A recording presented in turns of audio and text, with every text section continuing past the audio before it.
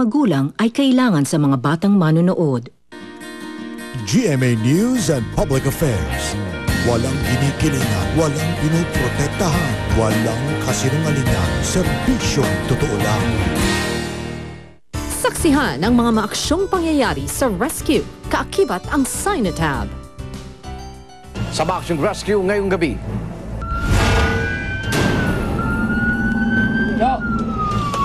Nandun sa kabila, nasa kabila. Nasa kabila siya. Okay ka lang? Nadali ka lang sa ospital ha? Rumble sa Makati, 3 lalaki, duguan. Ayon naman sa mga witness, kung napadaan daw yung 3, nagsisiga-sigaan daw yata yung mga nakatambay ron. Tapos sinita lang nung 3. Sabi, gumamit daw sila ng mga baseball bat, 2x2 at saka bote. At lalaking nakonsunadahan sa Valenzuela, sinaksak. Roy, tinamahan yung bata mo ha. Kaya ka ng tubo.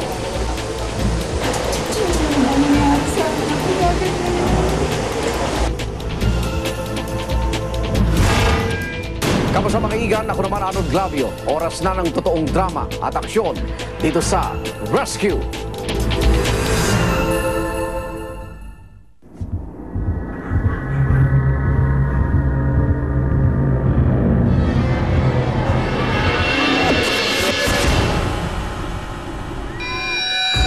Tatlong duguan lalaki ang inabutan ng rescue sa Barangay Sembo sa Makati.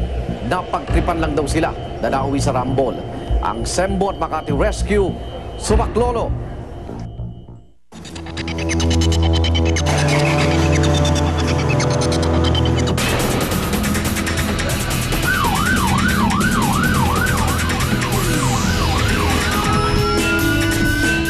Around 10:45 ng gabi, tumawag sa atin yung city natin.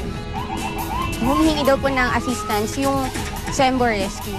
Bali yung sabi sa amin, meron daw mauling incident or meron nagkagulo dun sa lugar nila. So kailangan na assistance ng rescue team nila.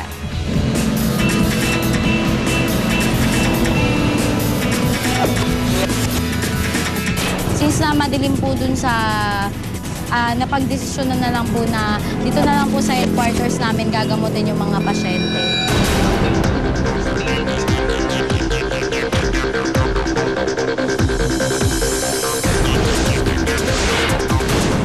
Ayon naman sa mga witness, kung napadaan daw yung 3, nagsisiga-sigaan daw yata yung mga nakatambay ron. Tapos sinita lang nung 3. Tapos nagkaroon na sila ng pagtatalo. Ayon rin po sa nakakita, ang sabi, gumamit daw sila ng mga baseball bat, 2x2 at saka bote. Bali, nung nakita po namin sila, sobrang duguan po sila. Yung isa po, may sugat po sa may right hand, tapos nasaksak daw po siya ng bote. Yung isa po, napalo ng baseball bat sa likod. Bali, yun po yung pinakamalala. Tapos yung isa sa mukha po, napalo din po ng baseball bat. Since marami nang nagmamanage dun sa ibang pasyente, yung una kanilapitan, yung medyo minor lang yung tama niya. Which is meron siyang sugat sa may braso, meron siyang avulsion doon. Since hindi pa nila nako-cover yung sugat, tinulungan ko sila mag-manage ng bleeding doon sa pasyente natin. Wala ka ba ng mali doon, sir? Ha? Hindi po. Kayo mo na rin. Ma'am, i-cover mo na kasi. Okay? Ay, kuya, kasi...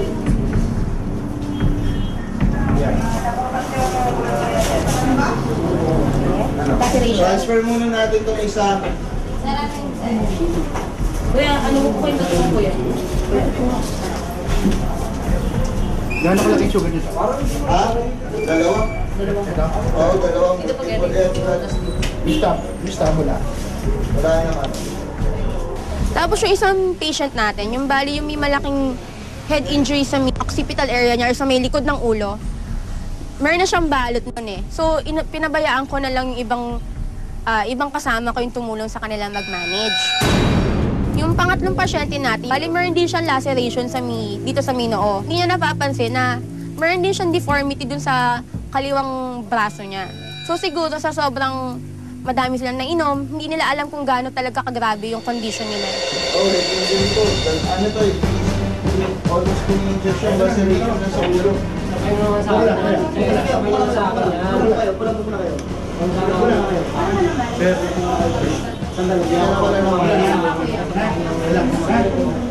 Idalayin ko na ba to? Pwede na to. Line na to? Sa ano naman pa? Ito na.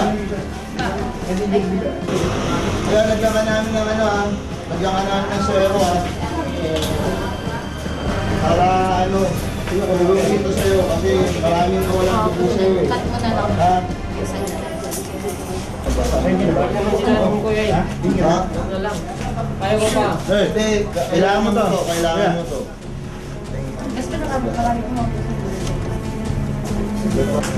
Okay, line ako Yes sir, line ako According sa mga taga-Sembo, ayaw daw magpadala ng isang pasyente kasi okay lang naman daw siya. Kaya lang nga, since yung tama sa kanya ay malaki, kailangan kumbinsihin natin siya kasi kailangan nila ng medical management sa hospital.